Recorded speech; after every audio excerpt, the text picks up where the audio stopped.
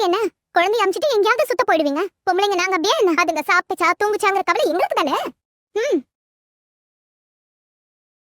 அதுவும் பண்டிகையோட சந்தோஷமே குழந்தைங்களோட இருக்கிறது தானே. அவங்கள அங்க அனுப்பிட்டு அப்புறம் எங்களுக்கு என்ன இங்க தீபாவளி? அதுக்கு என்ன பண்ண முடியும்? நாமளும் அங்க போக முடியுமா? இவன் இப்படி அடம் பிடிக்கிறானே. என் பொண்ணே விட மாட்டா போல இருக்க. அப்ப வேற என்ன பண்றதுன்னு நீங்களே முடிவெடுங்க. கண்மணி, நீ என்னமா நினைக்கிற? எனக்கு ஒண்ணும் இல்ல. அவங்க சொல்றதும் கரெக்ட் தானே. குழந்தைங்க இல்லாம அவங்க எப்படி சந்தோஷமா பண்டிகை கொண்டாடுவாங்க? அவங்களும் வரட்டும். வேணாம்மா. ஏய், தலை தீபாவளிக்காக போறீங்க. எல்லாரும் கூட இருந்தா தலைவலிதாம்மா. அப்புறம் உங்க சந்தோஷம் கெட்டு போயிரும்ல. அப்படிலாம் ஒண்ணும் இல்ல. எல்லாரும் சேர்ந்து இருக்கிறது தானே சந்தோஷம். பேசாம நீங்களே எங்க கூடவே வந்துருங்களேன். ஐயோ, நானா? அதுக்கே நான் இப்படி பதற? ஆ, வாயேன், உனக்கு ஒரு சேஞ்சா இருக்கும். ம். கரெக்ட். சரி, நீ போயிட்டு வா. அதுக்கு என்ன?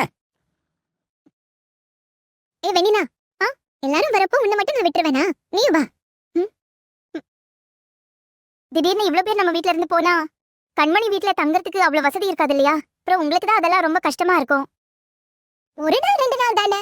நாங்க அதெல்லாம் அட்ஜஸ்ட் பண்ணிப்போம். ம். என்ன வெண்ணிலா? என் வாழ்க்கையில கால்வாசி நாள் நான் கண்மணி வீட்லயே வளர்ந்தவ தானே. எனக்கு ஒரு பிரச்சனையும் இல்ல. எனக்கு ஓகே தான். ஆக்சுவலா தங்கறதுக்கு எந்த பிரச்சனையுமே இல்ல. என்னடா சொல்ற? ஆமாமா. தீபாவளி செலிப்ரேட் பண்றதுக்காக இவங்க அண்ணன் ஒரு கெஸ்ட் ஹவுஸ் புக் பண்ணிருக்காரு. தீபாவளி நாங்க அங்கதான் கொண்டாட போறோம். அதுல எவ்வளவு பேர் வந்தாலும் தங்க முடியும்.